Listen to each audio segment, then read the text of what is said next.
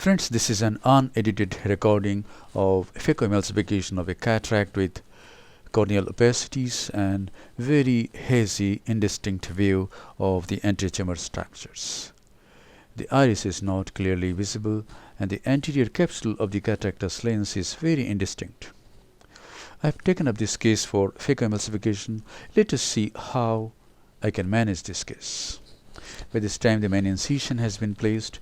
This is a side port on the right side of the main incision, and now I am going to stain the anterior capsule with trypan blue dye underneath this air bubble, and here goes the trypan blue dye. So through this video I want to encourage you that even if the anterior chamber structures are not clearly visible, we can do phacoemulsification.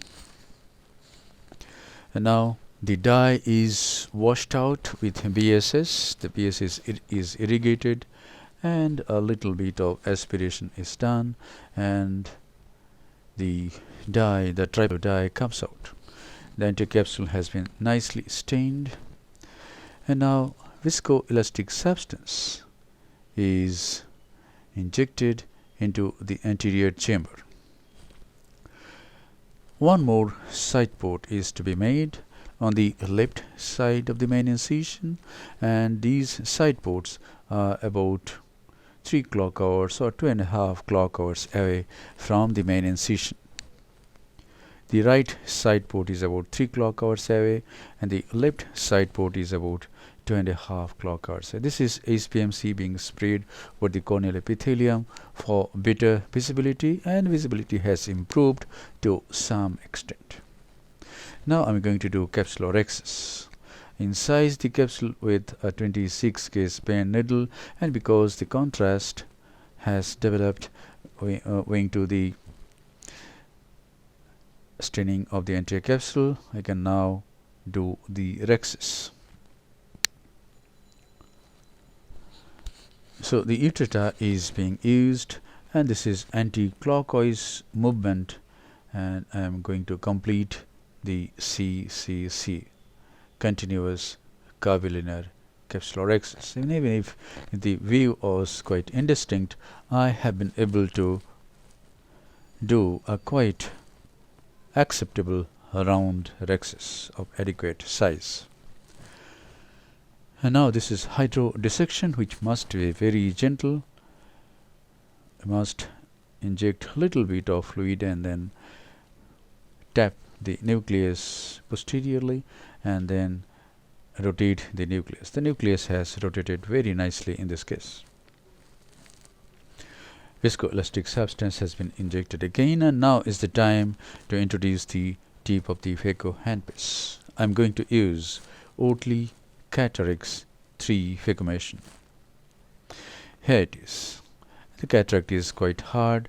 It is grade 3 plus or grade 4, and I am going to try my submarine chop. Go into the substance of the nucleus, travel through the nucleus. The chopper just supports the nucleus and it chops it. The nucleus has been divided into 2 heminuclei almost. It's not. Now this is another chop, and this is another chop.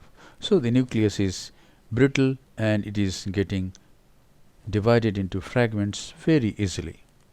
The chopper being used is a very small chopper called a micro chopper, and it goes by my name.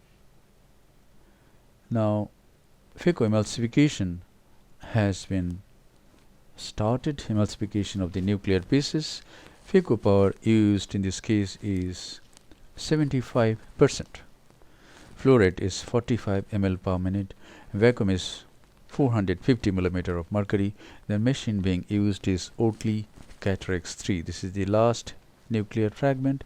The chopper is taken out during emulsification of the last fragment. So through this video I want to encourage you that even if the antechamber details are not very distinctly seen, you can do phacoemulsification. but you have to be a very experienced, very confident, very safe surgeon. Your movements should be predictable. Your depth perception should be very much developed. And now I'm going to aspirate the cortex using this very simple instrument. It is a 23 gauge Simcoe cannula.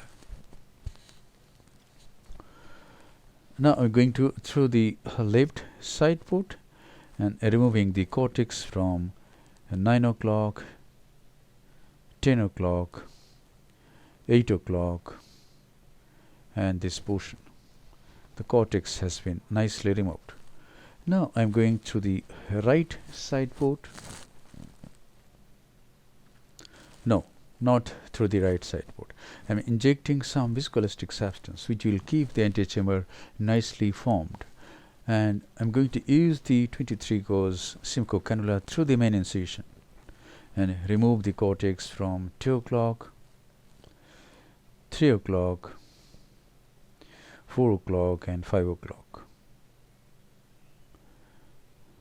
If I tilt the eyeball, visibility improves. But if the eyeball is just flat, parallel to the objective of the microscope, then visibility is less. So for aspirating the cortical matter, I have tilted the eyeball to some extent. So cortex has been nicely cleaned, and now I'm going to implant a hydrophilic acrylic intraocular lens in this case, and this is hydro polish. I'm just using the irrigating jet of fluid to polish the posterior capsule, and now this is the lens. This is NAS Pro from Opacity Associates, a beautiful lens, aspheric hydrophilic acrylic intraocular lens. I'm very grateful to Opacity because they have helped not only me but so many ophthalmic surgeons throughout India in developing their practice. So the lens is in the capsular bag, and now this is a bit of moxifloxacin. Now I'm going to hydrate the side ports and make these wounds waterproof.